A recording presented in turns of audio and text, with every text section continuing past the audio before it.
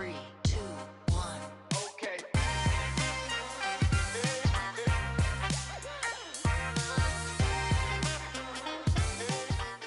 Hello everyone, and welcome back to Hello High for another great cannabis recipe.